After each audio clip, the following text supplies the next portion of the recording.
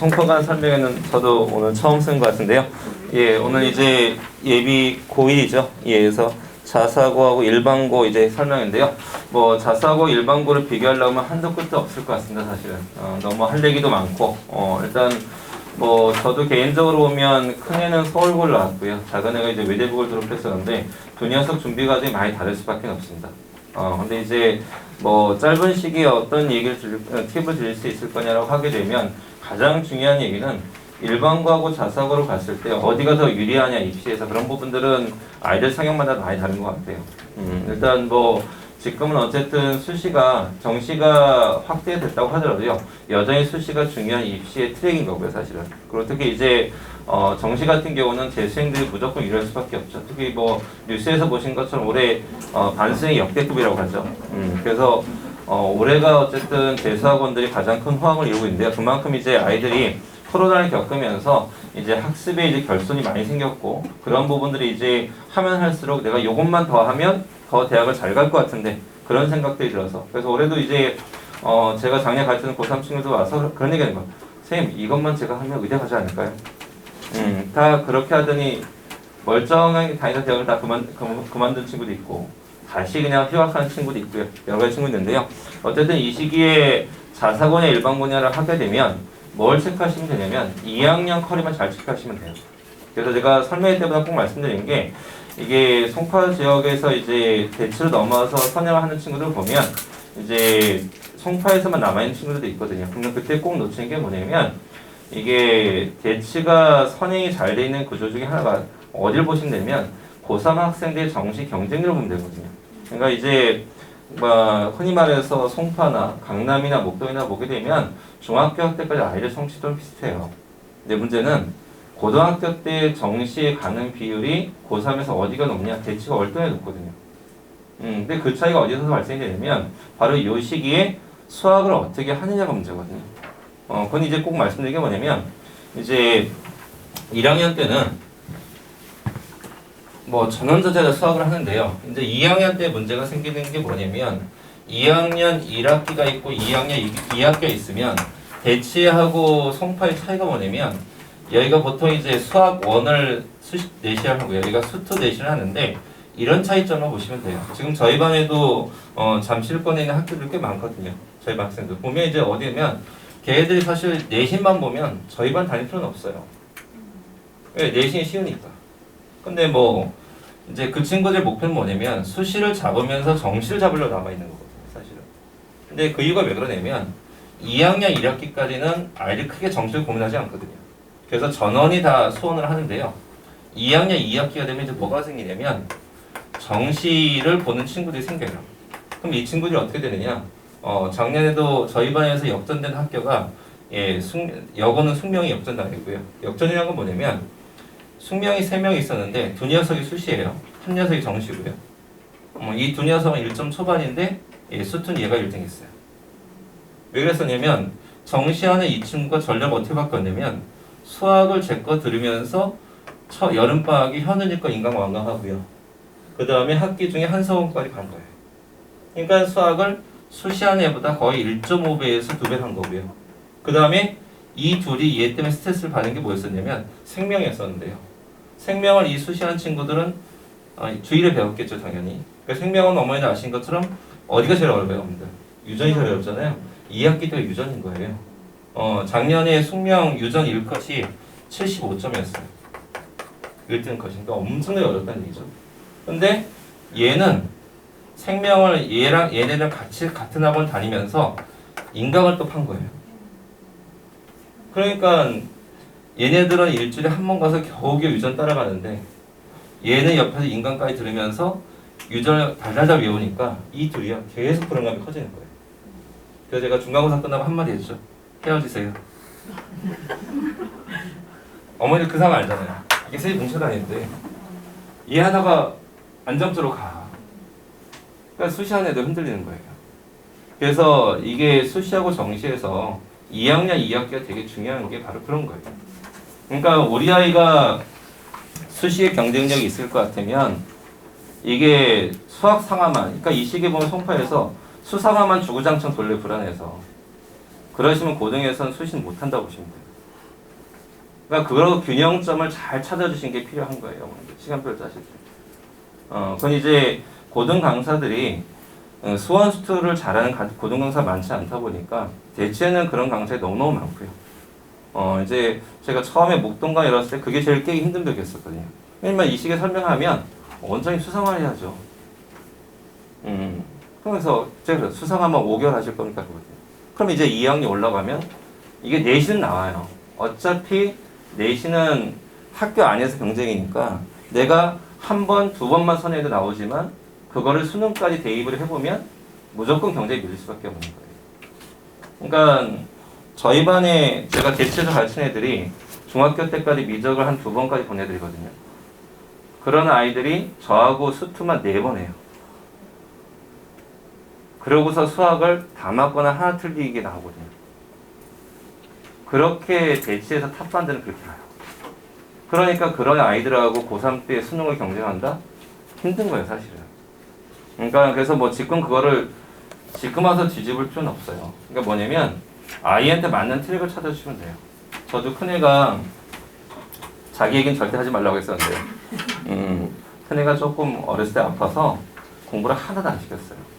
그래서 첫 선행이 고2 때였습니다. 건강해지고 본인이 공부할 자신이 생기니까 고1 끝나고 아빠 나 선행하고 싶어 그러더라고요. 그래서 그때는 와이프는 첫마디가 그래요. 어떻게 하면 재수 안 할까? 그러길래 재수는 할 수밖에 없다.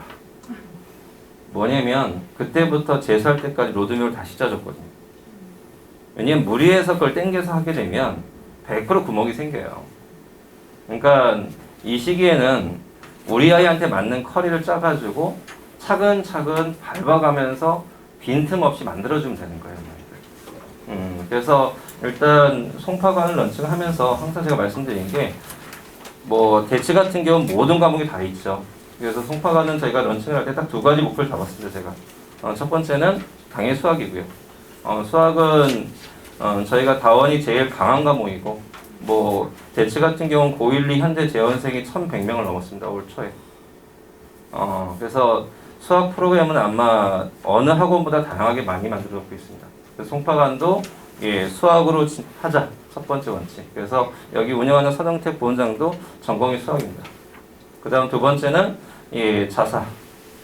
자사는 일단 이 동네에서는 보인하고 배제 중심할 거고요. 어차피 전국단위 전사고는 대치해서 진행할 수밖에 없습니다. 그래서 그 2가지 축으로 갈 거고요. 그렇기 때문에 여기 나오시는 오늘 화학의 이유진 선생님이나 그 다음에 영어의 정동도 선생님이나 자사고에 강한 친구들입니다. 그래서 자사고에 강한 친구들은 수능까지 잘할 수밖에 없습니다. 기본적으로 자사에 배치되는 선생님들은 수능을 못하면 강의에서 살아남을 수가 없다고 보시면 돼요. 그래서 요 예비고일 시기에 우리 아이가 내신은 어차피 언제 하면 돼요. 송파권은 학기 중에 해도 됩니다. 그래서 방학 같은 이 시기에는 무조건 수능까지 생각하시면서 넓게 공부하셔야 되는 거예요. 그래야지 아이가 나중에 고3까지 가서도 정시 경쟁력이 생긴다고 보시면 돼요.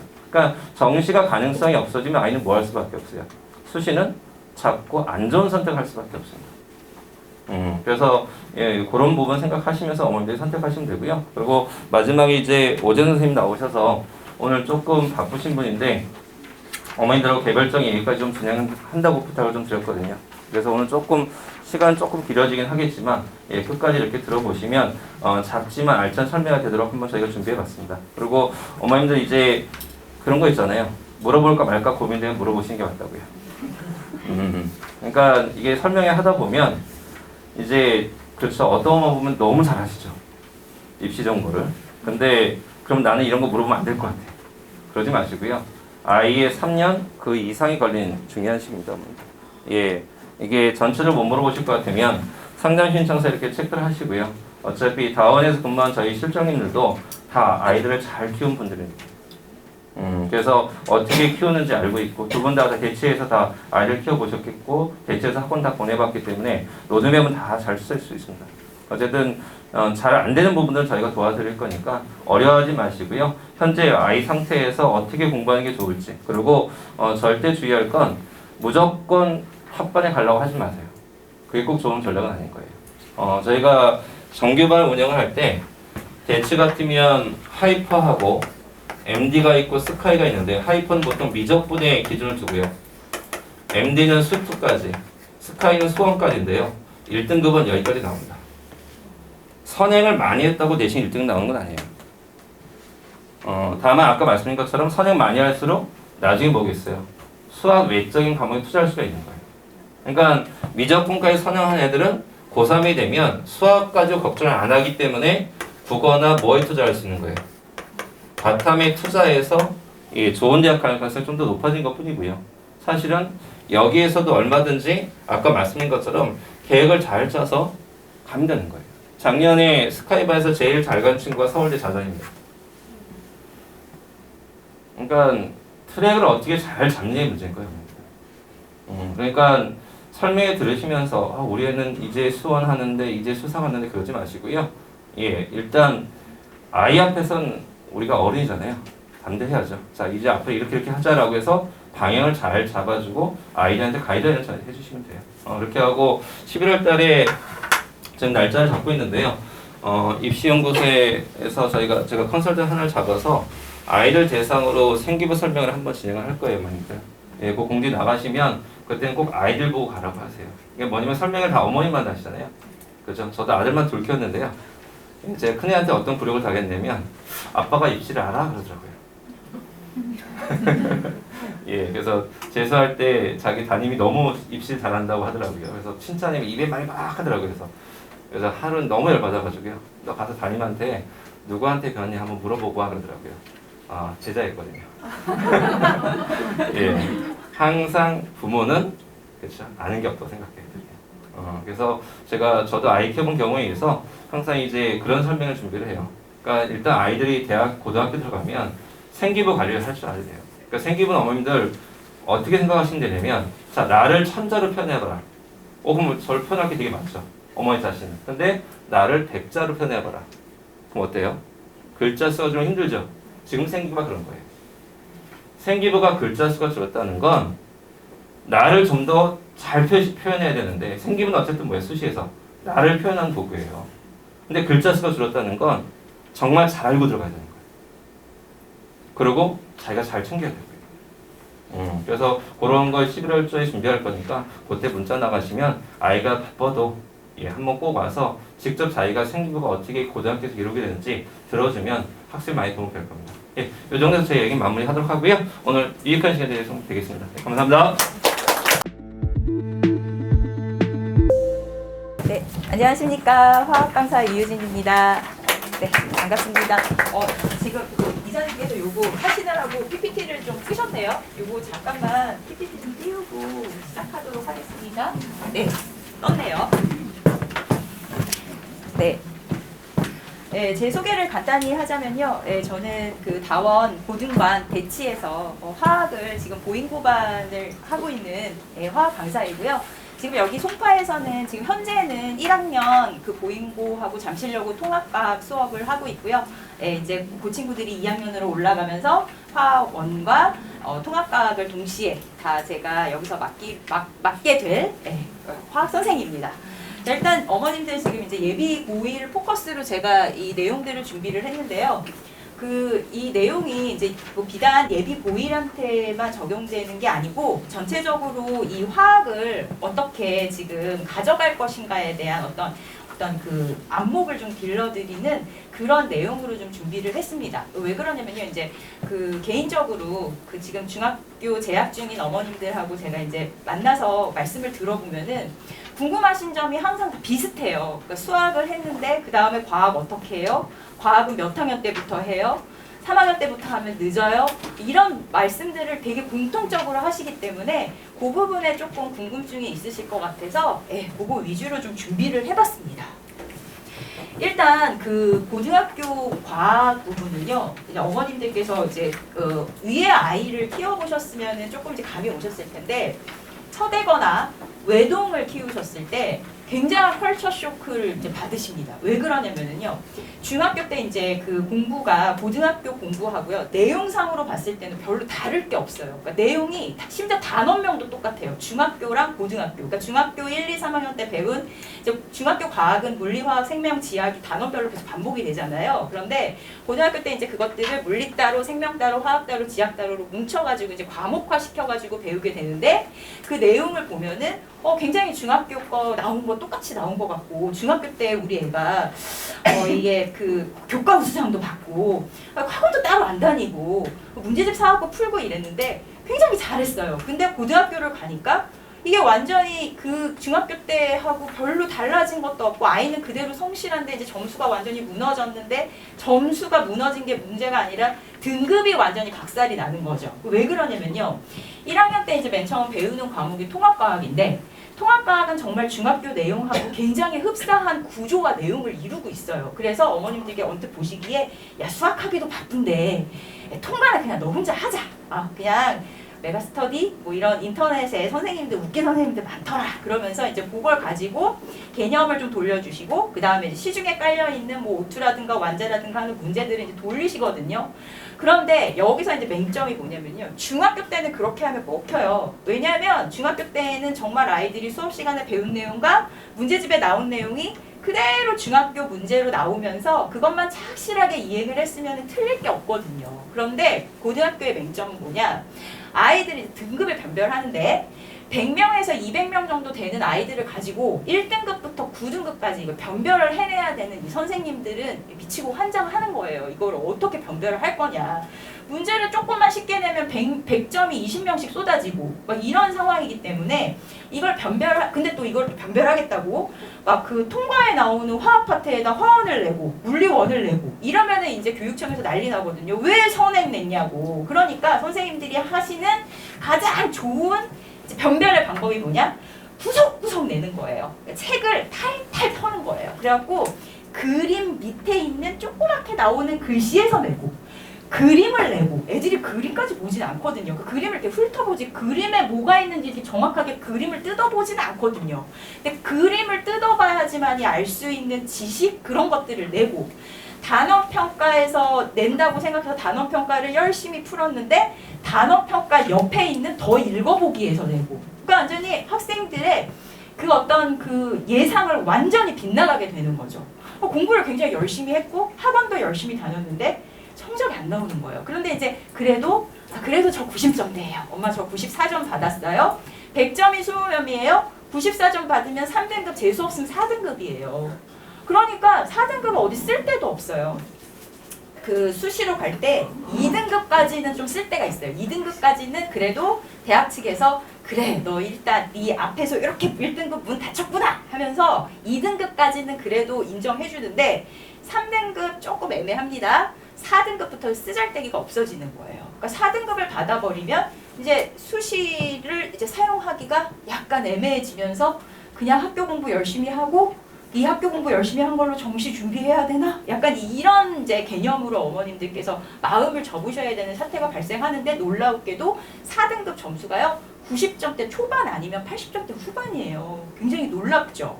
우리는 이제 수미양과 이런 거 이제 조금 들었던 세대이기 때문에 왠지 3등급은 미인 것 같고, 그죠? 1등급은 수인 것 같고, 약간 그런 게 아직도 남아있는데 3등급까지 90점대인 경우가 굉장히 많습니다. 그러니까 이제 시험이 굉장히 어려운 학교 같은 경우에는 뭐 70점대에도 2등급이 나오고 뭐 이럴 수 있는데 대개 이쪽 이제 그 아주 어렵다고 얘기 나오지 않는 학교에서는 한 93점, 92점 정도도 아이들의 숫자에 따라서 조금 달라질 수 있고 아이들의 평균 상황에서도 좀 달라질 수 있고 수행에서도 달라질 수 있지만 대략 90점대 초반 받으면 일단 1, 2등급은 물 건너가는 거예요. 그럼 어떻게 해야 되냐? 만점을 받아야 돼요. 무조건 만점을 획득해 놓고 서답형에서 감점 나오고 수행평가에서 감점 나오고 요거를 이제 하늘의 뜻으로 맡겨야 됩니다. 수행평가도요 어머님들 고등학교 가잖아요. 우리 애가 잘못한 게 아니에요. 우리 애는 그냥 가만히 있었는데 옆에 애가 플라스크를 들러엎고 비커를 깨고 시약을 들러엎고 그러면 그 조가 전체가 다 감점을 당하면서 우리 애가 100점 받았는데 2등급 나오고 이런 사태도 굉장히 많이 발생됩니다. 그래서 그런 어떤 예기치 않은 상황들을 대비하기 위해서는 일단 어떻게 해야 된다? 먼저 지필고사는 만점으로 가져와야 된다. 그래서 제가 항상 우리 이제 친구들한테 하는 얘기가 일단 만점 받고 가야 돼. 일단 만점 받고 준비해놓고 내 수행 점수가 어떻게 깎이는 거는 그냥 하늘에 맡겨야 돼. 라는 말을 굉장히 잘하거든요. 그래서 이제 수업의 어떤 큰 맥락은 이제 일단 성실해야 된다. 왜 그러냐? 그럼 구석구석 봐야 된다니까요. 성실해야 보죠. 그냥 보고 알아 하고 넘어가면 택도 없습니다. 그거를 보려면 시간이 없어요. 시간이 너무 없습니다. 어머님들 고등학교 가면요, 애들이요 진짜 시간이 없어요. 정말로. 그래서 시간과 그 전쟁을 어떻게 이뤄낼 것이냐. 그래서 학원이 있는 거죠. 그 시간을 아껴주기 위해서 자료를 내가 찾아보는 시간을 아끼고 계속 넣어주는 어떤 그 도우미가 있어야 된다라는 거죠. 그래서 양질의 자료를 갖고 있는 학원에 이제 도움을 받게 되는 게 바로 이 시간과의 전쟁 때문에 그렇습니다. 그다음에 이제 두 번째, 화학원 공부의 적정선을 유지하는 게 굉장히 중요한데요. 지금 이제 요거는 이제 화학을 처음 시킬 거냐, 물리를 처음 시킬 거냐, 뭐부터 시킬 거냐. 지금 이제 수학은 어느 정도 감이 오셨으니까 과학을 좀 어떻게 해봐야 되는데 뭐부터 시킬 거냐. 지금 굉장히 이제 지금 중학교 상황에서는 학생들의 사연이 천차만별입니다. 뭐 영재고 준비한다 해가지고 다원에서 이제 영재반 해서 막 5학년 때, 6학년 때부터 막 잡아 돌린 친구들도 있고, 수학하느라고 바빠가지고 지금 중2가 다 끝났는데 화학원을 한 번도 못 본, 물리원을 한 번도 못 본 그런 친구들도 있고요. 근데 지금 굉장히 천차만별인데, 제가 이 시기 때 중3, 그러니까 예비고일을 대상으로 해서 이제 화학원 기본반을 항상 오픈을 하거든요. 10주 과정으로. 근데 이제 가장 어머님들께서 이제 염려되시는 부분. 우리 애는 다른 애들보다 좀 많이 했다니까요. 거꾸로. 우리 애는 하나도 안 했는데요. 이렇게 다 짬뽕으로 모아가지고 이렇게 수업해도 돼요? 네, 됩니다. 왜 그러냐면요. 이게 제가 허언이 아니고요. 대치에서 이제 그 영재반에서 그 올림피아드 같은 이제 경시 준비하다가 오는 친구들하고 처음 하는 친구들하고 다 모아서 반을 꾸려서 실제로 그 예비고일 반, 화학반을 매년 했어요. 근데 이제 어떤 문제가 발생이 되냐면요. 굉장히 많이 공부했던 학생들이 많이 알아요. 그거 사실이에요. 잘하고요. 그런데 그러니까 그 친구들이 이제 어렸을 때 했잖아요. 애기 때 약간 좀 이렇게 두뇌가 약간 아주 완전하게 그러니까 그 고1로서의 그 고등학생으로서의 두뇌가 딱 발달되지 않은 상황에서 이게 이제 개념이 들어가게 되면요. 개념을 조각내서 가르칠 수밖에 없어요. 그거는 그 선생님의 잘못이 아니에요. 어떤 선생님이든 이런 추상적 사고가 경지에 오르지 않은 아직, 그러니까 화원이 중학생도 배울 수 있는 과목이었으면 왜 고2 때 배우겠어요? 왜 고2 때 교육과정에 거기에 그 화원이라고 하는 과목이 들어가 있겠습니까? 그 정도의 어떤 지적 수준이 돼야 그게 정상화돼서 배울 수 있는 과목이기 때문이에요. 그런데 이제 이런 여러 가지 사연에 의해서 미리 배워야 되는 사연이 있다라고 하면 미리 돌려야 되는데, 그런 친구들을 대상으로 이것들을 완벽하게 요거를 이해를 시키려면 개념을 조각낼 수밖에 없어요. 그래서 조각낸 개념들로 개념을 하나하나 만들어주는 작업으로 먼저 공부를 시켜야 되는데, 그 공부가 중3 정도 되잖아요. 고1을 이제 앞두고 있잖아요. 그럼 이제 그게 연결이 돼가지고 전체적인 맥락으로 총체적으로 바라봐야 되는데, 그 공부를 한 친구들한테 그런 연결고리를 지어가지고 이렇게 내용을 제시해주면요. 아는 내용인데, 그게 그런 내용이었어요? 이러면서 물어봐요. 굉장히 공부를 많이 한 친구들도. 그래서 그 친구들이라 그런 사연을 갖고 있는 친구들이라고 하면 조각난 개념을 연결 지어주는 수업으로 본인 스스로가 그걸 받아들이게 될 거고요.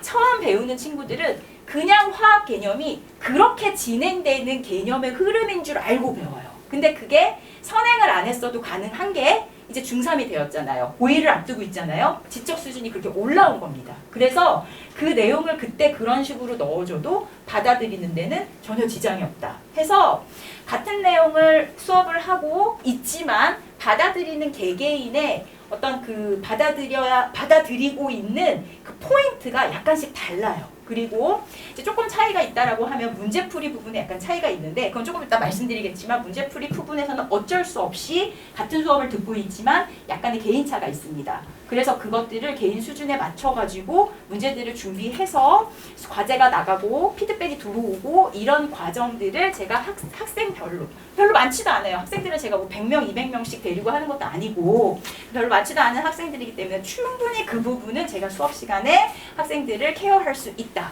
그래서 일단 네, 그런 이제 내용들을 좀 어머님들께 말씀을 드렸고요. 그 다음에 죄송합니다. 네, 그 다음에 다음 걸 보시면요. 그래서 이제 이런 내용들을 담은 수업을 제가 하겠다는 거예요. 어떻게 하냐? 일단 개념 정리 중요하죠. 이 수업 내용은요. 어디나 다 똑같아요. 개념 정리하고요. 개념 정리가 제대로 됐는지 암기합니다. 근데 암기를 하고 암기해? 절대 안 하죠. 암기한 내용들을 항상 학원에 와가지고 시험을 보고 그래서 제 수업은 지난 시간에 했던 개념들을 암기하는 암기 테스트부터 시작됩니다. 그래서 암기 테스트 하고요. 그다음에 암기가 됐다라고 하면 문제풀이 해야 되죠. 근데 문제풀이의 방향이 두 개입니다. 이해하기와 적용하기. 쉽게 얘기해서 이해하기는 그냥 그 내용을 배웠으면 바로 그 내용의 숙지 내용을 확인하는 정도의 문제가 있을 수 있을 것이고요. 그것을 더 나아가서 적용한다라는 거는 무슨 소리냐? 자료 해석과 지금 여기 예시로 보여드리는 게 이제 평가원 기출문제거든요. 평가원 기출문제까지 기본 개념 과정에서도 손댈 수 있을 정도의 개념의 확장과 연결. 이것이 이제 제가 추구하는 바라는 것이죠. 그래서 이런 내용들로 학생들의 이 단원 한 단원을 이제 꾸려가겠다라는 것입니다. 자, 정리와 암기하는 이제 그 교재를요, 저는 시중 교재 쓰지 않고요. 제가 그동안에 친구들 이제 수업하면서 그 경험과 노하우로 만든 제 자체 교재로 개념 강좌 수업 교재에 만들어서 사용하고 있고요. 그 다음에 이건 이제 프린트 문제는요, 그냥 이해를 위한 문제들. 그래서 프린트 내용으로 학생들 문제풀이 좀 같이 돌리고, 그 다음에 이제 워크북이 있는데, 이게 뭐냐면은 나중에 우리 아이들이 그 자연 쪽으로 가서 화학원을 선택하게 되는 것, 될지도 모른다라고 하는 그 가능성을 두고 만든 약간 좀 고난도 문제입니다. 여기에는 고등학교 그 수능 기출 문제도 있고요. 근데 고등학교 수능 기출 문제를 풀어요? 네, 풉니다. 이거 놀랍지만요. 수업 시간에서도 요거를 한 문제씩 넣어줘요. 도전하게 하면요, 기똥차게 잘합니다. 아이들이. 네, 그래서 그런 것들을 모아놓은 워크북을 하나 준비했습니다. 그래서 이제 그 기본적으로 요 개념하고 요 문제는 기본적으로 다 같이 갈 건데요. 요게 편차가 있을 수 있습니다. 요게 이제 개인의 이해도와 앞에 선행 상황에 대해서 이제 편차가 있을 수 있는데, 요 부분은 10주 과정이 끝나고 나면은 1월 말에 10주가 끝나거든요. 그래서 2월 한 4주 남은 동안에 혹시 필요하다라고 하는 친구들을 대상으로 요 문제풀이반만 한번 운영해 보려고 합니다. 근데 요거는 이제 예정된 거고요. 일단은 10주 과정으로 개념 과정만 제가 똑바로 꼼꼼하게 수업을 잘 하도록 하겠습니다.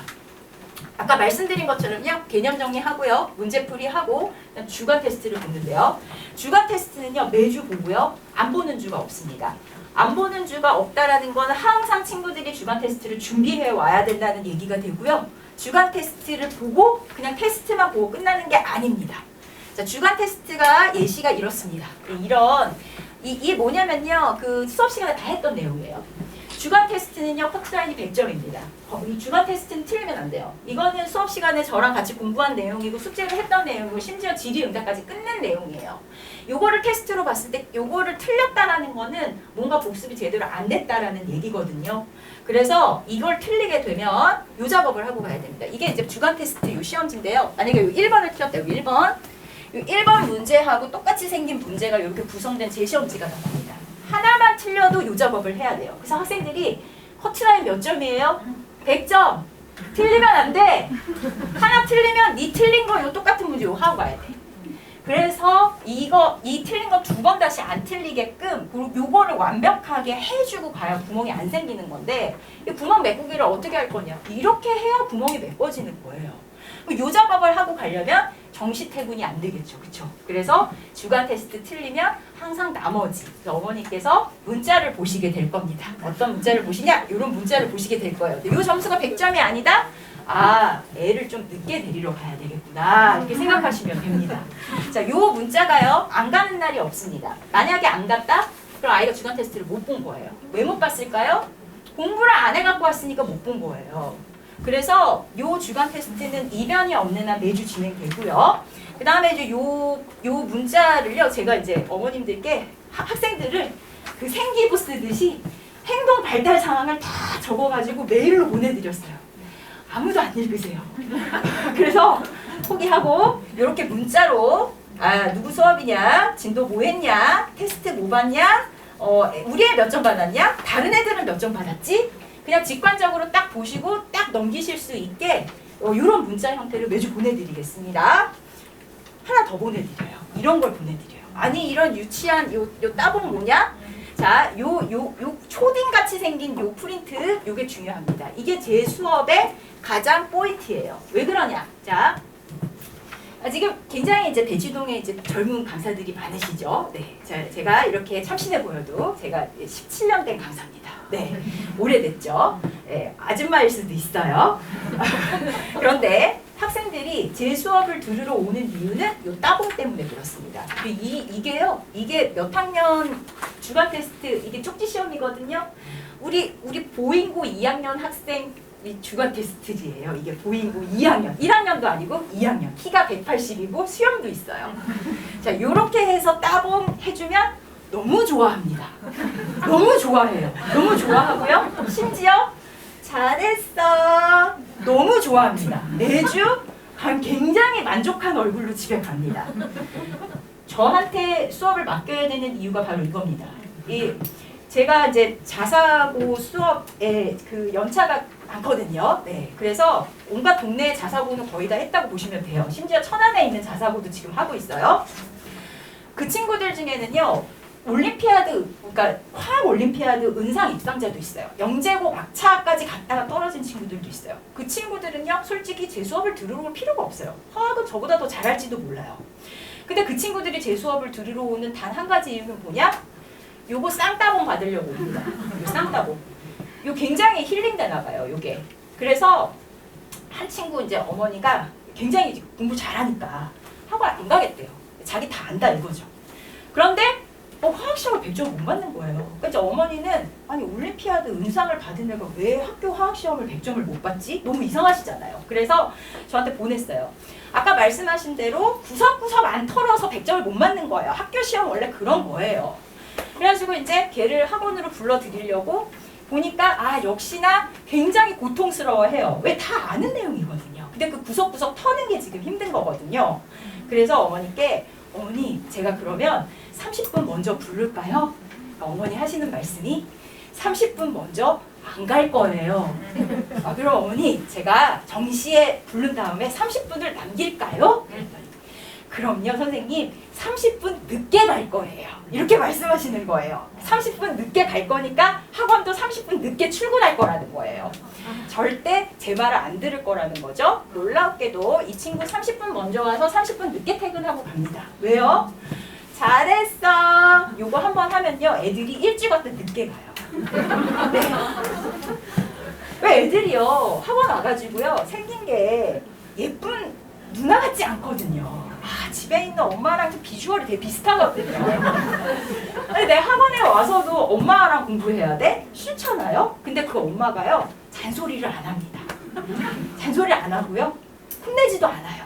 근데 숙제 검사는 되게 꼼꼼하게 하는 것 같은데 뭔지 모르게 해야 될 것 같은 그런 약간 그런 잘했어 요거 하니까 왠지 해줘야 될 것 같은 그런 느낌?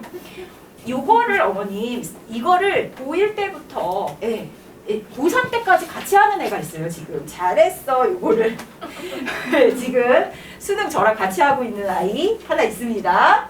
그런 친구들이 저를 끝까지 같이 믿고 따라오는 거는요 칭찬의 힘인 것 같습니다. 그래서 다른 굉장히 잘하시는 선생님들 많으시죠. 하지만 화기애애한 분위기로 안 하면 못 가고 틀리면 못 가지만 잘했어 하는 선생님한테 맡겨주십시오. 제가 칭찬 열심히 하면서 쓰담쓰담 해주면서 우리 아이들 화학을 화학 선택자로 잘못하면 화학에서 만점 받을 수도 있습니다. 어머님.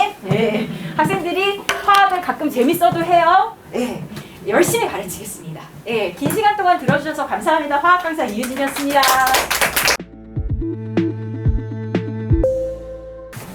네, 안녕하세요. 방어교육에서 수학 강의하고 있는 강사 오지호입니다. 일단 제 소개를 드리면은 마침 오늘 주제가 일반고 자사고 나와 있는데 지금 서울대학교 졸업하고 원래 이제 대치에서 부인고반을 계속 해왔었어요. 그러다 이제 송파가 열리면서 부인고반 넘어갔고 마치 일반고도 얘기를 하기가 좋은 게 제가 여기 동북중 동부북고 졸업했습니다. 그래서 근데 좀 옛날이긴 해요. 옛날이긴 해서 그게 지금이랑 같을 것 같진 않은데 뭐 그렇다고 그 분위기가 가장 크게 다를까. 그래서 저는 사실 어떤 거에 있어서 입시가 더 유리하고 뭐 이렇게까지 전 과목에 대해서는 잘 모르지만 제가 일반고에 있었을 때 그 학교의 모습과 부인고들 지금 계속 접하고 엄청 많이 좀 접하고 있거든요. 얘네들이 지금 어떠한지 이런 거에 대해서 좀 말씀을 드릴 수 있을 것 같아요. 자, 저는 이렇게 일단 크게 세 개를 뽑아봤는데 사실 타 과목에 대해서는 제가 몰라서 얘기를 드리기가 조금 힘들고 분위기, 환경 요거도 얘기 드릴 수 있을 것 같은데 일단 제가 다닐 때는 사실 학생 수가 굉장히 많았어요. 그때 동북고 제가 있었을 때 18반까지 있었거든요. 그러니까 직업반이 18반이고 이제 11반부터 17반까지가 이과? 이과가 적었어요 그때는. 이제 문과가 흥하던 이제 그때라 1반부터 10반까지가 이제 문과. 이제 학생이 거의 한 700명 가까이 되는데 그 당시에 동북고에서 서울대를 1년에 한 13명 정도씩 보냈어요. 그러면 그 중에 절반 재수생, 그러니까 N수 이상, 현역 절반, 수시로 몇 명 가느냐 서울대, 딱 지역균형으로 1등 혹은 2등 요 정도까지만 수시로 갔었어요. 그러면 일단 또 굉장히 기형적이라고 생각을 하는 게 원래 사실 이렇게 해야 되잖아요. 서울대 가는 숫자가 요만큼 있으면 그 다음에 연고대 좀 늘어나고 그 다음에 서서 이렇게 가야 되는데 안 그랬어요. 서울대 13, 연고대 합쳐서 7 여기 팍 줄었다가 이제 이런 굉장히 기형적인 구조였거든요. 학교의 분위기는 어땠냐? 정말 좋았던 게 있는데 그때 이제 한참 다들 야자 많이 시킬 때인데 전혀 없었어요. 그러니까 약간 이런 방생하는 분위기였는데 학원 가서 배워라. 약간 이런 느낌이었고 학원 가서 열심히 배웠고 사실 제가 그렇게 막 학교 수업 좀 뒷사는 것 같아요 학교를. 근데 솔직히 지금은 전혀 안 그러실 수도 있는데 그렇게 열심히 준비하시지 않으셨었거든요. 막 하다가 틀리고 솔직히 들으면서 내가 더 잘 풀 것 같은데 막 이런 생각도 들고 그랬었어요. 그러면 분위기 물론 이건 좀 10년보다 더 이전 거예요. 그래서 이제 지금은 어떨지 정확하게 모르겠으나 사실 제가 이제 동북고 서울대 동문에 있으면 들어오는 애들을 봐요. 그러니까 무슨 말이냐면 이제 단톡방이 있어요. 카톡. 이제 신입생이 들어오면은 그 방에 들어오는데 이제 그 점점 밑으로 갈수록 한 14 이렇게 가니까 얘네 4명 이렇게 들어 뭐지? 이러고 있다가 한 17, 18 되니까 1명 들어오더라고요. 이제 단톡방에 새롭게 합류하는 게. 근데 어느 순간 없어요. 이 방이 지금 사실은 제가 졸업한 지 한참 돼서 관심이 없긴 해요. 누가 들어오든 안 들어오든. 근데 정말 기하급수적으로 감소하는구나 라는 생각은 들었습니다. 그럼 그 당시에 분위기는 어땠느냐? 제가 아까 이제 약간 역피라미드 구조였다고 얘기했는데 서울대가 더 많은 게 사실 이상한 게 맞잖아요. 연고대보다. 굉장히 이상한 구조. 잘하는 애들은 원래 어디다 냅둬도 잘해요. 분위기는 물론 이거는 저의 얘기예요. 이제 다른 일반고들 뭐 어떨까 이렇게 얘기 못 드리겠는데 개판이었어요. 진짜로. 그게 죄송합니다. 핸드폰 좀 꺼두겠습니다. 그게 어땠었냐면 이제 꺼둔 줄 알았는데 죄송해요. 그게 어땠었냐면 그 당시에 그 친구들이 고3 때 얘기 드릴게요. 고3 때 되면은 쉬는 시간이 되면 난리가 났어요. 이제 물풍선 던지고 그 특유의 그건 있어요. 공부하는 애들 안 건드린다. 근데 이미 분위기가 개판이기 때문에 날라와요. 튀기고. 전 쉬는 시간에 당장 해야 되는데. 그럼 그 당시에 잘하는 게 어떻게 해요? 점심시간이 되면 무조건 독서실로 다 같이 이동해봤어요. 왜냐면 교실에서 절대 못하거든요. 공부를. 그런 분위기였어요. 학자도생. 그 당시에 아직도 기억나는 게 이제 화학 선생님은 수업을 안 하셨어요. 자, 출석 번호 몇 번, 몇 쪽부터 몇 쪽까지 준비해와. 나와서 설명해. 몇 쪽부터 몇 쪽. 그 당시에 정규 1등이 약간 꼼먹이기도 했거든요. 선생님 그 내용 그거 아닌데요? 이러면서. 그래서 그러면 지금 제가 이제 보인고애들을 보는데 어떠냐? 그거는 되게 똑같은 것 같아요. 동북고나 보인고나 둘 다 남고인데 남고 특유의 분위기는 똑같아요. 그러니까 애들끼리 막 장난치고 어울리고 이건 완전 똑같은데 분위기는 사실 제가 정확히 모르죠. 제가 보인고를 다닌 건 아니니까. 아이들끼리 뭐 쉬는 시간에 장난치고 놀고 하는 건 똑같을 거예요. 근데 학업에 대한 관심도는 조금 많이 달라요. 그러니까 여기도 보면은 보인고가 사실 그 입시 실적이 굉장히 점점 더 좋아지고 있는데 얘네가 또 정시로 많이 간 학교요. 수시로 그렇게까지 많이 가진 않는데 이 친구들은 점점 가다가 공부를 하다가 내가 정시로 바꿔야겠다라는 생각을 할 때 약간 수시가 답이 없으니까 이렇게보다는 본인의 목표가 높아서 이건 수시로 힘들고 정시로 가 약간 이렇게 되는 분위기고 고3 때 되면 다 같이 으쌰으쌰 이미 다 같이 뭐 분위기 정보나 이런 거 공유하고 그 특유의 그게 있어요. 약간 고3쯤 되면은 되게 그 인간 강사는 아이돌이 되어 있습니다. 애들한테 관심이 많고 계속해서 뭐 물어보고 자기들끼리 얘기하고 항상 막 저랑 비교하고 막 네. 유명 인간 강사랑 비교하면 전 쭈그러들 수밖에 없거든요. 비교하고 근데 뭐 이런 식으로 애들이 일단은 학업에 대한 관심도가 조금 높아요. 근데 확실한 거는 수학 교과를 봤을 때 애들이 잘해요. 그러니까 이 친구 일반고 가면은 그래도 안정적으로 2등급 이상 하겠다. 보인고 3, 4등급 이런 경우가 많아요. 그러니까 수학 실력은 확실하게 차이가 있어요. 제가 지금 대치에서 지금 수업하는 애들 중에서도 뭐 신상을 너무 자세하게 그러니까 여기 배명고 다니는 애가 있는데 그 친구가 1학기 전교 1등이었어요. 수학을 굉장히 잘하고 근데 그건 있었어요. 시험 점수를 얘가 수학을 원래 엄청 잘해요. 근데 보니까 하나를 틀린 거 온 거예요. 점수를 보고 야 이 정도면은 이 난이도 이 정도면은 1등급 힘들 수도 있겠는데 그러니까 그러고 나오더니 뭐 1등급이 힘들 시기는 무슨 4등 뭐 이제 이런 식인 거야. 그래서 저는 사실 뭐가 선택하는 게 대입에서 더 유리하다 이렇게 말씀드리기는 힘든데 근데 분위기나 이런 거를 봤을 때는 저는 비교가 안 될 거라고 생각해요. 이게 꼭 제가 자세히 아는 자사고는 보인고지만 그게 어디가 됐든 뭐 배제가 됐든 아니면은 조금 더 이제 지역을 이동해서 어디가 됐든 간에 분위기는 다른 게 당연하다고 생각을 하고요. 물론 그 와중에 항상 이상한 학생들이 있을 거예요. 그러니까 사람이 많이 모이면 그거 너무 당연한 거니까. 근데 일반적인 분위기는 그럴 거고 일반고는 제가 이제 10년도 더 훨씬 전에 졸업을 했지만 그렇게 분위기 안 좋을 건데 물론 본인이 휩쓸리지 않으면 상관없어요. 오히려 그 기회가 될 수도 있어요. 내가 여기서 확실하게 상위 등급을 먹고 난 수시로 뭔가 승부를 보겠다 라고 하면 정말 큰 기회가 될 수 있을 거라고 저는 생각해요.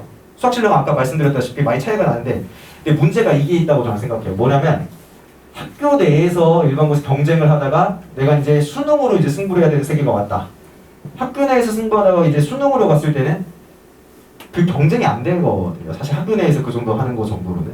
근데 애들이 이게 좀 잘못되어 있는 거예요. 이게 대치권이나 이제 자사고 애들이랑 이렇게 경쟁해오던 게 아니니까 위기의식이 생각보다 안 크고 이상하게 목표치가 낮은 경우들이 좀 있어요. 그러니까 얘네들은 선생님 1컷 이게 아니라 이제 수능 뭐 모의고사 왔을 때 선생님 100점 해야 돼요. 근데 30번 좀 힘들다. 96점 해야 되는데 1만 떴으면 좋겠다. 먼저 약간 이런 식으로 이게 목표치가 조금 다르게 설정되는 게 제가 보기에는 있어요. 그리고 평소에 저는 본인이 전국 모의고사에서 이 정도 나왔으면 이 정도면 잘했지. 1, 2학년 때는 100점을 당연히 목표로 해요. 전국 모의고사. 자사고에서는 모의고사 그 내신 3, 4등급 초반까지 이제 모의고사 1등급 나오는 애들 많아요. 그러니까 그게 확실히 다르거든요.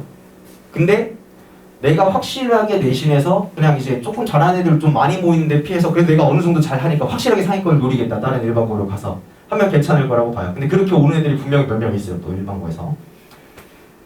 전 이렇게 얘기 드릴 수 있을 것 같습니다. 사실 수시가 유리한 애들은 모든 과목을 잘해야 되고요. 물론 이게 좀 의대 수시를 목표로 하냐 아니냐에 따라서 달라지겠지만 근데 당연한 거는 뭐 의대를 노리든 공대를 노리든 수학은 계속해서 잡고 가야 되거든요. 진짜 열심히 해야 됩니다. 중학교 때랑은 너무 달라요. 중학교 때랑은. 중학교 때 100점은 흔하고 고등학교 때 100점 절대 흔하지 않습니다. 100점을 맞아야 하는 시험도 아니고요. 사실 뭐 지난주에 오신 분도 있을 거고 아닐 수도 있는데 제가 이제 수학 자체에 대해 생각하는 건 지난번에 같긴 할 텐데 지금까지 얘기 드린 거는 제가 겪었던 일반고, 제가 지금 보고 있는 학생들 보인고, 여기 자사고 중에서 하필 좀 특정하긴 했는데 근데 근처에 지금 배제고랑 보인고 있으니까 그렇게 얘기 드린 거고요. 그러면 수학은 어쨌거나 중요한데 뭐 어떻게 해야 되냐. 사실 이거 영상에 올라가 있기도 한데 해서 제가 좀 짧게 핵심만 이번엔 짚어서 얘기를 하려고 해요. 저는 수학에서 제일 중요하다고 하는 거는 그냥 발상입니다. 수학 잘하는 애들 언제부터 잘했을까? 저는 조금 예전부터 잘했어요. 저 조금 예전부터 잘 했는데 그냥 초등학교 때부터였고 항상 그거였거든요. 중학교 때 시험 보면 뭐 사회도 보고 과학도 보고 수학도 보는데 항상 어머니께 가져다 드린 시험지는 수학밖에 없었어요.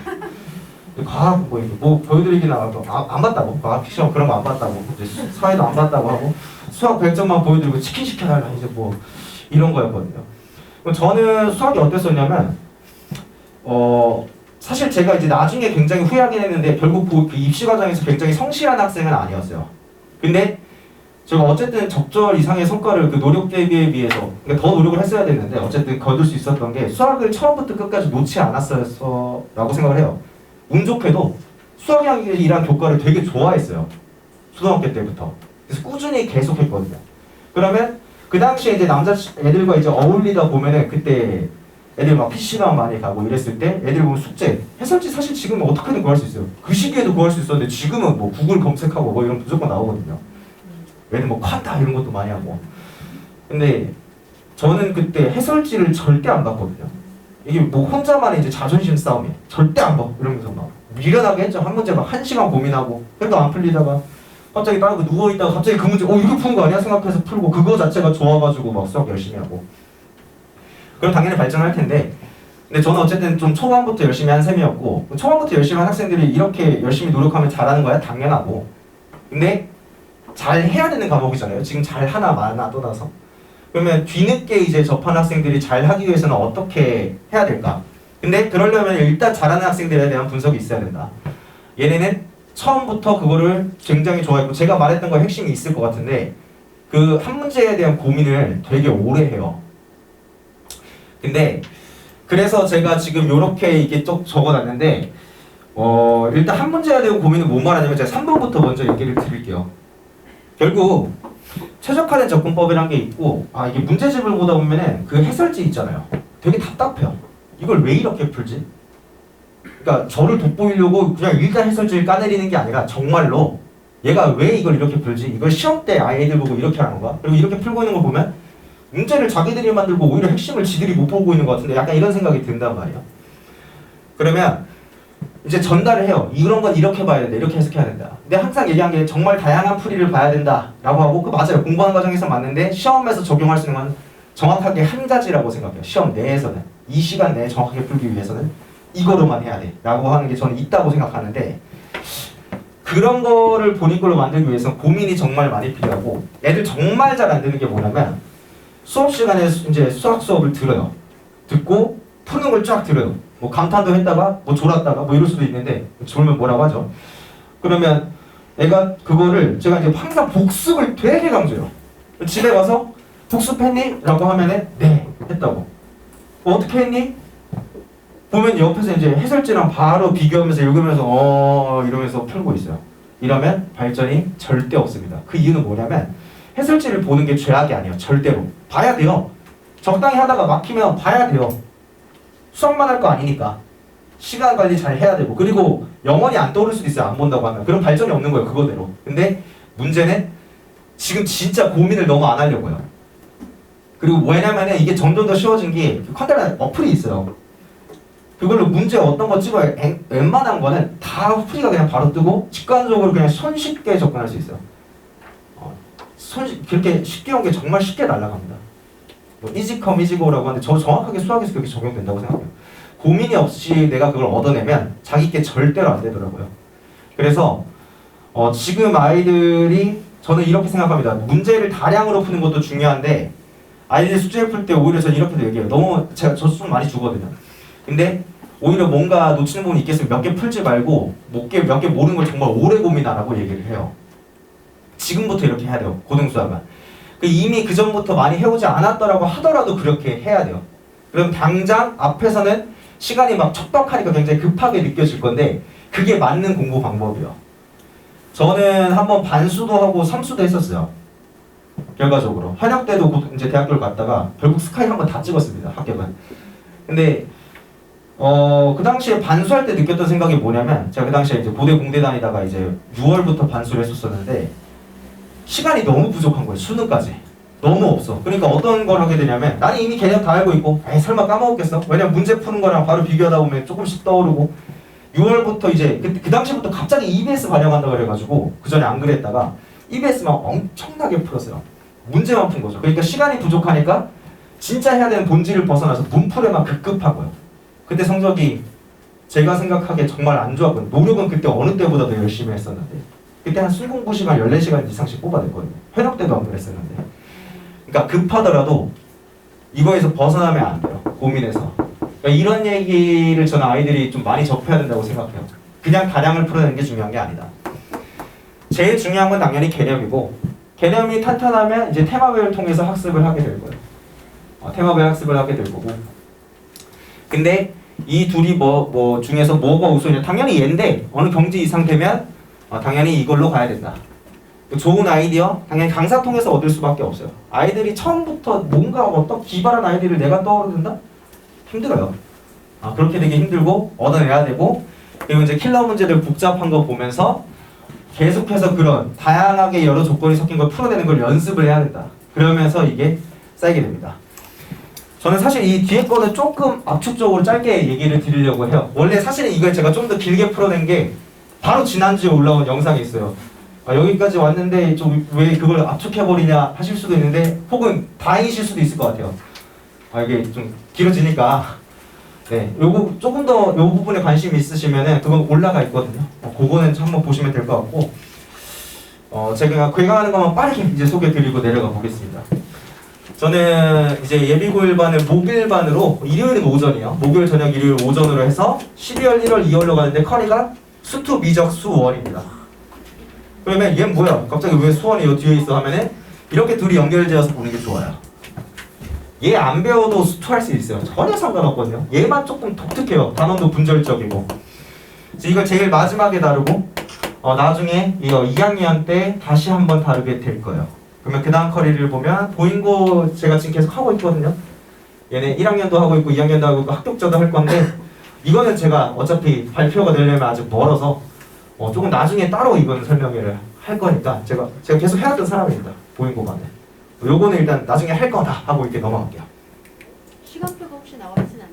예, 아직 그거는 확정되어 있는 게 보인고 1학년은 무조건 수토고요. 2학년은 무조건 월급입니다. 지금 1학년도 기말고사 끝나는 순간 월급반으로 바뀔 거예요. 자, 그래서 저는 커리가 이렇게 되고요. 수투, 미적, 수원 이걸 정규해서 이렇게 다루고 당연히 저는 수상하를 이게 특강으로 따로 뺏어가는데 얘 수상은 화목 그리고 수화는 토요일로 좀 따로 선택해서 들을 수 있게 당연히 얘는 필수고요. 수상을 안 하는 건 말도 안 되고 이렇게 갈 거고 여름 때 가서는 다시 수투 이제 수투 미적 이 부분은 계속해서 이제 보게 될 거고요. 수원은 안 하냐 다시 겨울방학 갔을 때 이번에 1, 2월 내내 수원만 합니다. 그때는 네 해서 여태까지 했을 때 요렇게 했을 때 아이들의 학습 그 성취가 가장 높았기 때문에 저는 이렇게 진행하고요. 학기 중에 당연히 뭐 내신 대비로 가니까 여기에 대해서는 네 따로 뭐 말씀드릴 건 없을 것 같습니다. 넘어갈게요. 자, 뭐 컨텐츠 이렇게 한다는 건데 잘합니다. 네 이거 좀 길게 말씀드리면 지루할 것 같고 아이들이 이렇게 보내주는 거 있고요. 자료도 굉장히 다양하게 주고 애들 오답노트 했던 거고 요거만 이제 그냥 보여드리고 보통 관심 없어 하시는데 이제 제가 이제 수업 자신있게 찍은 거에 대한 영상이라서 이 카메라로 요거 하시면은 이게 딱 찍으시면 위에 링크가 이렇게 쓱 내려와요. 화목창이. 사실은 제가 이게 아이들이 봐야 된다고 생각하는데 아이들이 조금 잘 안 보는 것 같더라고요. 진짜 핵심적인 내용 담아놨거든요. 합성어에 대해서 아마 이렇게 안 배웠을 걸 하는 이제 그런 거. 그래서 요거 영상 코드만 한번 소개해드리고 네. 관심 있게 찍어주셔서 정말 감사드립니다. 네.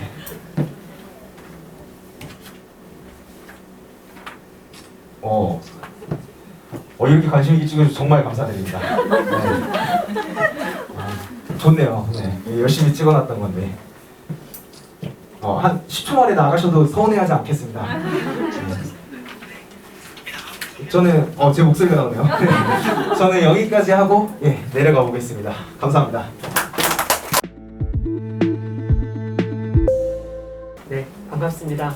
저는 다원에서 영어를 가르치고 있는 영어 강사 장정주라고 합니다. 반갑습니다. 네, 코로나 이후로 이렇게 많은 어머님들과 마주하는 게 굉장히 오랜만인 것 같아요. 네, 그래서 좀 다른 때보다 좀 유난히 긴장도 되고 떨리는 자리인데 이미 앞에서 되게 중요한 말씀들은 되게 많이 해주셨어요. 그래서 저는 그냥 이제 고등학교 이제 진학을 앞두고 있는 이 시점에서 해야 될 것들, 좀 더 생각해야 될 것들 그런 것들 위주로만 좀 간단하게 이야기를 좀 드려볼게요. 글자가 좀 작아서 안 보이실 것 같은데 그 나눠드린 자료랑 순서가 똑같거든요. 네, 그래서 나눠드린 자료랑 같이 보시면 좋을 것 같아요. 이거는 굳이 소개 안 드려도 될 것 같아요. 시간이 너무 많이 지나가지고 제가 개인적으로 이 시점에 놓여있는 예비고등 친구들 그리고 이제 예비고등을 진학을 앞두고 공부 어떻게 시켜야 되지 고민하시는 어머님들한테 제가 꼭 전해드리고 싶은 문장이 하나 있어서 가지고 왔습니다. 뭐 대충 해석해보면 나무를 벨 8시간이 있다면 6시간은 도끼를 가는 데 쓰겠다 라는 말이에요. 링컨 대통령이 했던 말인데 사실 이런 거죠. 좀 더 이제 고등학교 실제로 들어가서 내신도 치를 거고 모의고사도 치를 거고 할 텐데 그때 가장 최선의 효과를 가장 효율적인 시간 안에 낼 수 있도록 하기 위해서는 지금 이제 졸업고사가 지금 시작된 시즌이고 곧 있으면 이제 예비고등 체제가 곧 들어가게 될 텐데 그때부터 고등학교 진학에 맞게끔 기본기를 잘 준비시켜 놓는 게 가장 중요하다는 생각을 늘상 하고 있기 때문이에요. 그래서 학생들에게도 여기 오신 학부모님들께도 항상 강조하는 바가 기본기라는 측면입니다. 아마 대부분 중학교 이제 마치고 고등학교에 입학하기까지 예비고등 시작하는 날짜를 기준으로 정확하게 D-107일입니다. 오늘은 계산해보니까 134일 정도 나오더라고요. 네, 그래서 이제 실제로 지금까지는 졸업고사에 이제 올인해야 될 그런 시기이고 그 이후부터는 이제 예비고등 체제를 이제 본격적으로 시작하게 될 텐데 이때를 저는 항상 마지막 남은 골든아워라고 설명을 드립니다.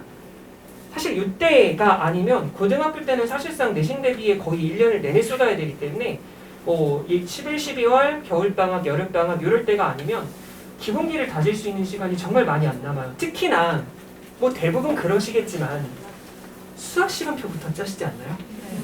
그렇죠? 네, 저도 잘 압니다. 그래서 역설적으로 지금 이 11, 12월 그리고 겨울방학 동안이 훨씬 더 진짜 마지막으로 영어를 기본기를 잡을 수 있는 좀 시간이라고 말씀을 드리고 싶은 거예요. 아마 대부분 이런 식의 이제 학교 내신 혹시 이제 뭐 관심 있게 보셨다면 학생들이 시험을 보고 나서 집으로 시험지를 엄마 나 시험 100점 맞았어 이러고 가져오면 대부분 이제 이런 스타일의 시험지를 많이 보실 겁니다. 자료랑 똑같아요. 혹시 글자가 좀 작아서 안 보이신다면 네, 똑같은 자료가 똑같이 자료 안에 들어있으니까 참고하시면 될 것 같아요. 좀 어렵게 나온다 싶은 문법 문제가 대략 이런 수준일 겁니다. 개수 고르기 문제. 아마 뭐 이 지역의 어느 영어 학원들을 다 보내셨더라도 대부분 학원에 계시는 선생님들께서 늘상 강조하시는 어법 문제가 바로 고르시오 문제일 거예요. 학생들도 뭐 이게 어떻게 맞았고 어떻게 틀렸고 이렇게 해서 문제를 맞히는지는 중요하지 않아요. 일단 답만 맞으면 돼요. 보통은 다들 그렇게 생각을 하거든요. 근데 이렇게 해서 객관식은 맞힐 수 있었겠으나 지금 뭐 보시다시피 지금 제가 이 중학교 내신의 이제 그 경향을 설명드릴 때 서술형 문제를 일부러 안 가지고 왔거든요. 지금 이제 저랑 만나고 있는 친구들한테 대략 물어보니까 서술형이 없다고 하더라고요. 있는 학교들도 물론 있겠지만. 그래서 대부분 이제 한정된 범위, 대체로 교과서가 8단원이니까 각 정기고사에 2단원씩 나올 거고 2단원에 해당하는 본문 외우고 그 다음에 뭐 나눠주는 문법 프린트 잘 외워서 그러니까 어쨌든 암기로 충분히 해결할 수 있는 그런 분량이거든요. 물론 이제 그 안에 기본기가 좀 얼마나 들어있는지에 따라서 완전히 내 것으로 체화하는 데 들어가는 시간에 좀 차이가 있겠습니다만 자, 이제 고등학교 걸로 이제 넘어가 볼 텐데 당연히 대학 입시 수시의 바탕이 되는 결과물이 될 거고 중학교 때까지는 어쨌든 절대평가로 90점 이상 나오면 A가 나오던 그런 이제 형태의 시험이었겠습니다만 이때부터 상대평가로 전환됩니다. 뭐 물론 이제 뭐 선생님 모의고사는 절대평가 아닌가요? 90점만 넘으면 1등급이잖아요.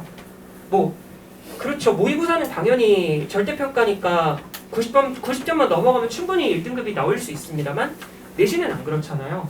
어쨌든 줄 세우기식 경쟁을 해야 하고 특히 이제 일반고도 물론 마찬가지겠습니다만 자사고일수록 또 더더욱 그렇겠죠. 또 그런 분위기를 누리고 자사고에 진학하는 경우들도 많이 있을 거고. 그래서 다른 것보다 그냥 고등학교 내신 이렇게 나온다 정도만 그냥 보여드리려고 합니다. 일반고부터요. 보시는 서술형은 영작하는 형태의 이제 그 문장들이죠. 물론 이제 자사고에서도 나오는 그런 유형의 문제입니다만 이런 식의 문제가 아마 한 4개, 5개 이상 반복되면 그래도 외우면 풀 수 있지 않을까라는 생각을 할 수 있겠습니다만 분량부터가 좀 많이 차이가 난다라고 어디선가 들으셨을지도 모르겠어요. 중학교 때 이제 보통 본문 2개 정도 외우면 해결할 수 있는 부분의 문제가 고등학교 교과서 본문의 2단원은 중학교 때 그것과도 분량이 좀 많이 차이가 날 뿐더러 고등학교 때 되게 많이 학생들의 발목을 잡는 그 컨텐츠 중에 하나가 뭐냐면 부교재랑 모의고사예요. 교과서만 나오지 않거든요. 그러니까 이 모든 범위의 분량을 온전히 다 소화한다는 것, 온전히 다 뭐 토시 하나 틀리지 않고 암기한다는 것, 사실상 불가능에 가깝습니다. 그렇기 때문에 평소에 좀 되게 중요한 부분들에 관한 문장들, 또 어떤 중요한 구문을 담고 있는 그런 문장들, 이런 것들이 나오겠구나라는 거를 충분하게 연습을 하고 들어가야 된다는 이야기를 드리고 싶은 거고요. 아까 개수 고르기 문제에 관한 이야기를 드렸었죠.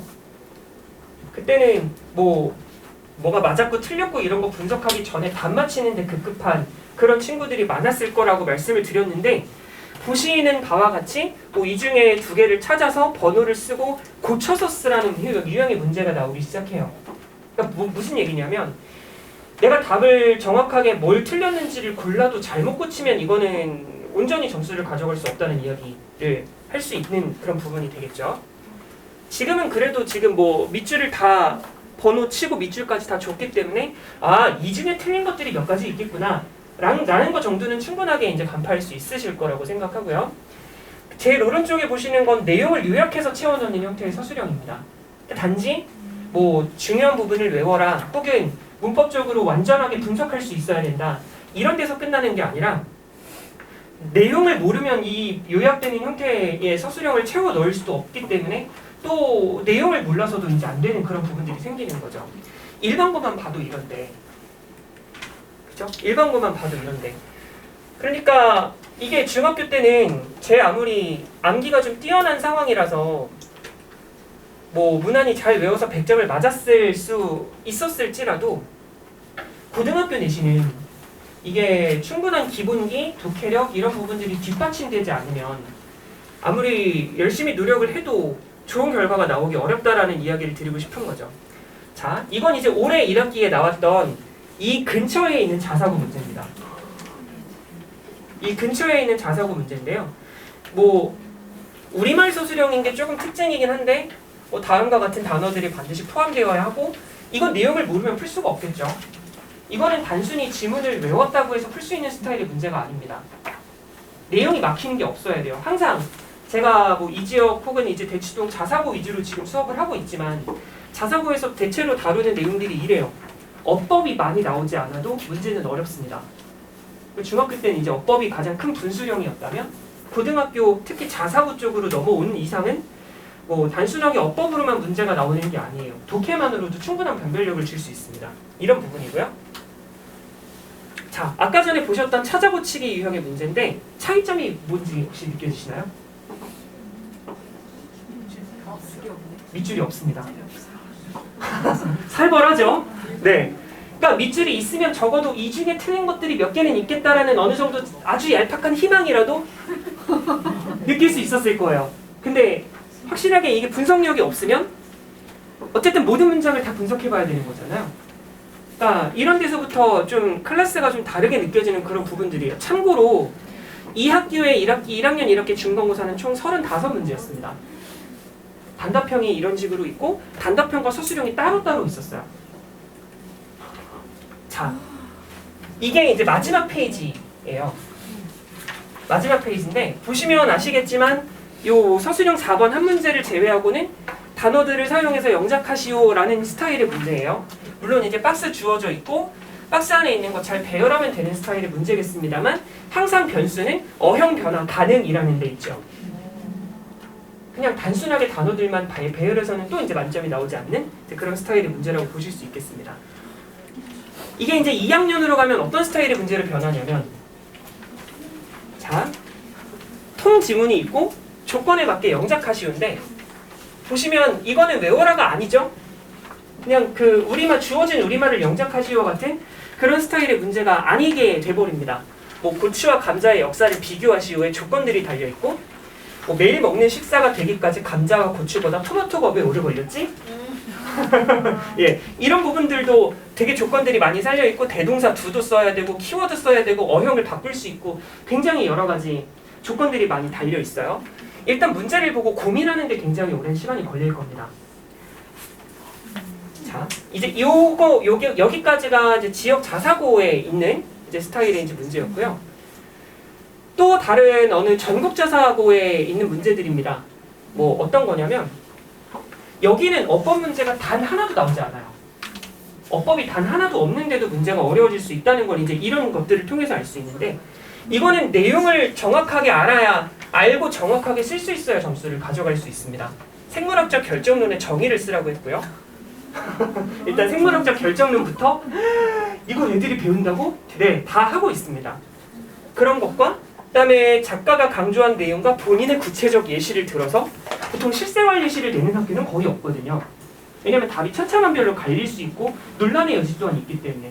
그럼에도 불구하고 용감하게 내시는 거예요. 어느 정도 쓸 수 있다고 생각하기 때문이죠. 그리고 이런 시험이 나온다고 하더라도 대체로 1등급 컷은 97에서 100 사이에서 형성됩니다. 괴물들이 많다는 뜻이죠. 뭐 이런 문제도 있어요. 이거는 총 15점짜리 문제고 발문이 영어로 다 되어 있죠. 단순하게 내용만 알고 있다고 해서 풀 수 있는 문제가 아니게 됩니다.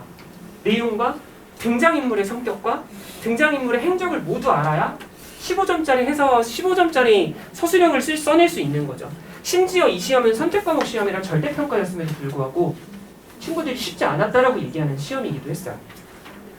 그러니까 고등학교로 올라가면, 특히 일반고, 자사고 쪽으로 올라가게 되면 이제 문제의 난이도가 이런 식으로 이제 달라진다라는 걸 이제 간단하게 보여드렸고, 그렇기 때문에 특히 자사고를 노린다면 지문의 분량도 분량이지만 그 기본기 실력 이런 부분들이 좀 더 많이 강조된다고 이제 볼 수 있을 것 같아요.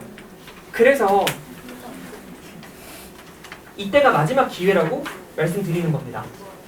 이게 마지막 남아있는 골드 나워가 될 거고, 이때 어떻게 잘 대비를 시켜놓는지가 3년을 결정하는 거죠. 그래서 이제 크게 두 가지의 트랙으로 좀 나눠서 저희는 이제 영어 수업은 진행을 할 예정인데요. 일단 11, 12월에 진행하는 콘텐츠와 내년 1, 2월에 진행하는 콘텐츠에 조금의 차이를 두고 진행을 하려고 합니다. 일단 기본적으로 11, 12월, 1, 2월엔 모두 어휘가 깔려 있겠지만, 기본적인 내용은 대체로 11, 12월에 어휘와 어법을 최대한 다져놓고 넘어간다는 게 가장 큰 목표라고 볼 수 있을 거예요. 그래야 1, 2월에 나중에 뭐 보인고 합격자반이 열린다고 했을 때 그 합격자반을 위해서 다시 이제 어법 특강을 다시 진행한다거나 이제 이렇게 되지 않을 거기 때문에, 더더욱 아무래도 합격했으면 더더욱 수학부터 채워 넣으시지 않을까요? 그렇죠? 네. 그렇기 때문에 최대한의 시간, 최소한의 시간으로 최대한의 효율을 내야 돼요. 1, 2월 동안에. 그래서 이제 지금 요거는 이제 그냥 정규반을 지금 기준으로 말씀을 드리고 있는 거지만, 나중에 합격자반이 생겼을 때 좀 더 압축적인 커리큘럼을 지금 준비를 하고 있어요. 그래서 일단 11, 12월은 시간표가 아마 나올 테니까 바로 보여드릴게요. 넘어가야 돼. 그렇지. 네.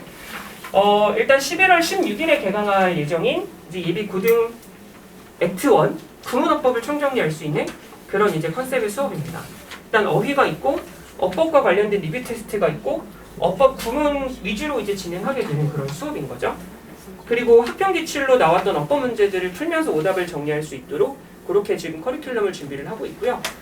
내년이 되면 일단은 이제 주 2회로 이제 2023년 1월에 개강하게 될 예정인데, 구문을 간단하게 섞고 대체로 독해 위주로 진행을 하게 됩니다. 이 독해란 수능 모의고사 형태의 독해를 말씀을 드리고 있는 건데, 대체로 그렇습니다. 특히 이제 뭐 학교마다 약간의 차이는 있겠지만, 특히 자사고로 갈수록 객관식 문제들 중에 거의 대부분을 차지하고 있는 것은 수능형 문제예요. 근데 이 수능형 문제가 보통은 어떤 유형으로 실리느냐? 대체로 실제로 고등학생들도 많이 힘들어하는 그런 모의고사 유형들 위주. 특히 뭐 빈칸 추론, 순서 맞추기, 문장 넣기, 30번대에 주로 이제 깔리면서 3점으로 대부분 포진되면서 대부분의 친구들이 여기서 1등급과 2등급이 갈라지는 모의고사 기준으로 그런 유형의 이제 문제들을 좀 위주로 다루게 되고요. 그리고 이제 이때 맞물려서 내년 초쯤에 대체로 자사고들이 합격자 발표가 나게 될 텐데 보잉고반은 이때에 맞춰서 1월에 주 1회 클래스로 개강이 될 예정입니다. 물론 이제 다루게 되는 콘텐츠는 당연히 이제 수능형 모의고사 위주로 좀 다루긴 하겠지만 더 좀 난이도가 있는 질문들을 조금 더 선별해서 독해 단락 독해 위주로 그리고 고난도를 풀어낼 수 있는 그런 유형 독해 위주로 이제 꾸려갈 그럴 예정으로 하고 있어요. 그래서 이제 마지막 이제 100일 정도를 이제 고등학교 입학 전까지 남겨놓고 있는데 아이들한테 실력에 있어서는 좀 자신감을 가질 수 있도록 그렇게 준비를 시키겠습니다. 제가 준비한 내용은 여기까지입니다. 감사합니다.